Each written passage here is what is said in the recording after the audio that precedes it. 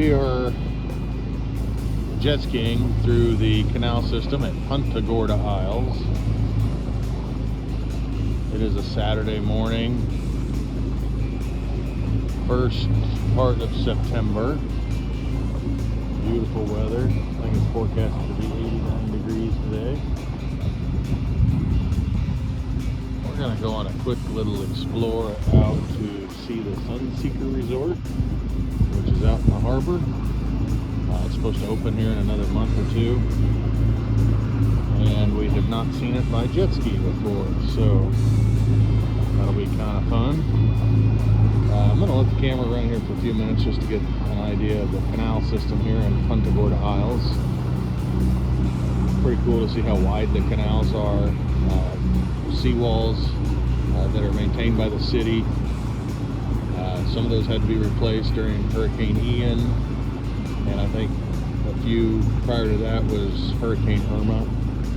But the city does an excellent job of keeping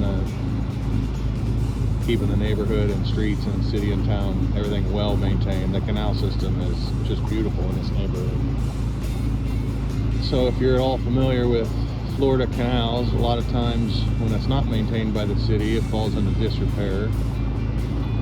But they dredge the canals and keep a real high standard to keep the waterways clean and nice.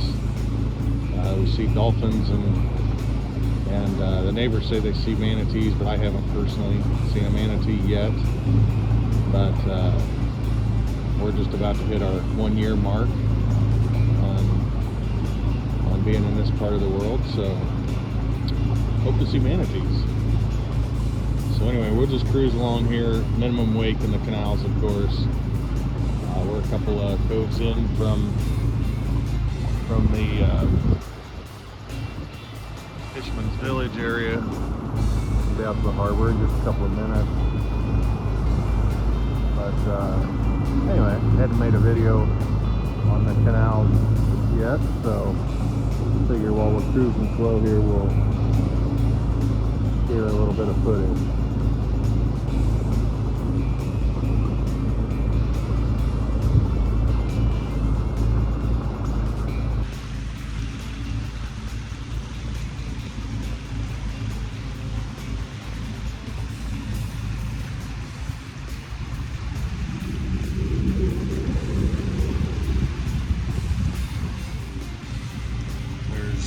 I believe 3 bridge crossings in the canal system, so that keeps a couple of these canals where you do have a height restriction going under the bridge. Obviously that would limit sailboats, so pretty much everybody around here has power boats. In fact, I think the realtors refer to this as the power boat section. A little further down there is an area with no bridges, so if you happen to own a sailboat, you would want to buy a house in the sailboat section, obviously. But there's pretty decent bridge clearance. I think we're right about high tide, and I believe it's going to show 12 foot, I believe is what I've seen in the past. So anyway, as long as you've got 12 foot of your boat from the water to the top, you can get under the bridge. Obviously, if you had a large fly bridge or something, this may not be the spot for you, but I believe this is referred to as Pompano Inlet. If I'm wrong, I'll have to look that up later, but anyway, so yeah, it's looking like 12 feet in the clear, 12 and a half feet. So we just watched an interesting video this morning. We noticed the water it looked kind of like iced tea. It was pretty brown. You kind of see behind the jet ski there. And a shout out to the captain of the Kingfisher fleet, which is over here at Fishman's Village. He gave an excellent tutorial on why the water has this iced tea look to it. And I guess during the summer rainy season in the harbor, we're getting all the tannins that wash down from the local tributaries and rivers and whatnot that dump into the harbor. With the decaying vegetation that falls in the rivers, it dyes the water kind of an iced tea or root beer looking color for a while. People tend to not like that because that's not the turquoise waters of the Gulf that everybody knows and loves. However, I believe that's what really draws in the plankton and the other bait fish that, of course, bring in the tarpon and the snook and all the fish that are known to be so prevalent here in the harbor. And obviously, where there's bait fish, you're going to have a lot of wildlife. We saw a lot of dolphins when we were out jet skiing yesterday. Saw a mama and a baby, and it just seems like a good place to raise your young if you're a water-going creature. So anyway, I think the harbor is kind of known as an estuary because of the tannins in the water. And anyway, for what that's worth. But off to the right here, this is Fisherman's Village.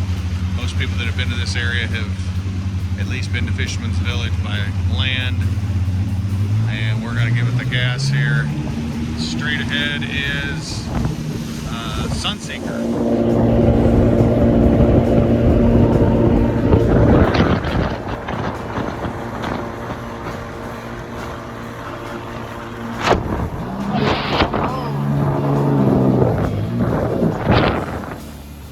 I better stop videoing before I drop my phone in the water.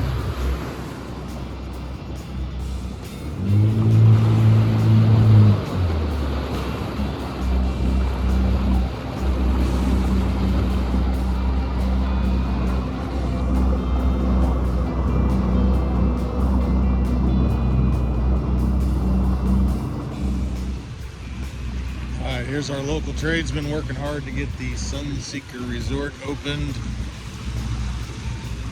This resort is owned by Allegiant Air, and it's had a few challenges. COVID obviously set it back, and Hurricane Ian set it back, but they have persevered, and I think officially they're within a month or two of doing their grand opening. You have to look it up online. It's a really cool resort. Some of the locals don't love it because it's kind of getting into more of the condo and commercialized vibe, where Punta Gorda has traditionally been, they call it the Homeside Harbor, I believe. It's kind of its nickname. So lots of mom and pop. They've done real well to keep all the commercial franchises outside the city limits. Now this is technically on the Charlotte Harbor side of the kind of the mouth to the Peace River here, but nevertheless, we're excited to have new restaurants and entertainment. Obviously, if friends come down there, it'd be a nice place to stay. So we're really excited to see what this does to the area.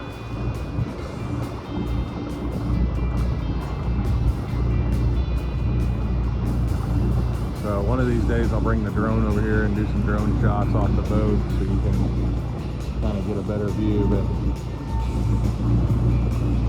I've not had an opportunity to film it by the water, and I know we're within just weeks or months of having construction complete, so I figured this was an opportune time to catch everybody in the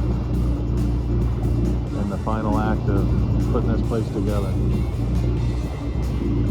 So again, Sunseeker Resort, Charlotte Harbor.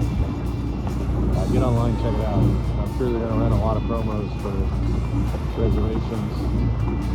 And the cool thing about this is Allegiant Air has the airport that's in Punta Gorda. You get very cheap direct flights all over the country, and they are oh gosh, I don't know, 5 miles maybe from here. I mean, super convenient, close, easy in and easy out.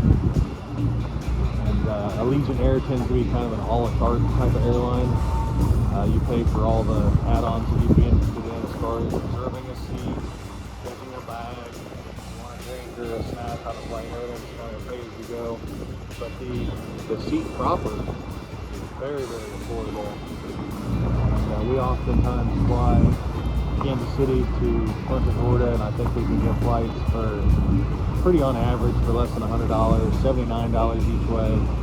which makes it a very affordable way to travel. Anyway, this is about all I've got for today, so I'm going to wrap it up. But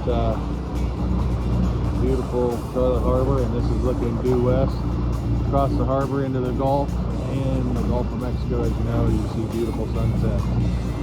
So right now it's morning, so the sun's behind me, but boy, in the evening it's a beautiful place to take in the sunset. Alright, well, enjoy the video, and come and visit Punta Gorda.